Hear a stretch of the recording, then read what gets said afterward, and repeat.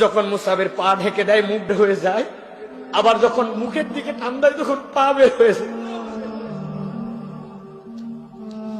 যেই মানুষ 200 দিরহাম দিয়ে কাপড় পরতেন, তার থেকে বেশি দামি কাপড় কেউ ছিল না।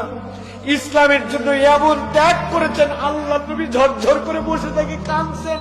মুসআব ইবনে উমাইর রাদিয়াল্লাহু তাআলা আনহু রাসূলুল্লাহ সাল্লাল্লাহু আলাইহি ওয়াসাল্লামের মক্কি যুগের এক অনন্য সাহাবী।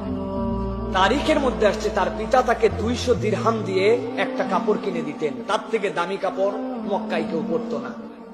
এত সুগন্ধি ব্যবহার করতেন, রাস্তা দিয়ে গেলে জানা যেত মুসআব এই সুগন্ধি ব্যবহার করেছেন। ওই মুসআব যখন ঈমান আনলেন, আনার পরে তাকে ঘরবন্দি করে রাখা হলো। মুসআব রাদিয়াল্লাহু তাআলা এরপর একদিন পালায় হাবশায় চলে গেলেন। হাবশায় যাওয়ার পরে তার মনে হলো মুহাম্মদ মুস্তাফা সাল্লাল্লাহু আলাইহি ওয়াসাল্লামের জন্য ঈমান আনছে, আর হাবশায় পালায় থাকবো, আমার মন টিকে না। উনি আবার সাহস করে ফেরত চলে আসছেন।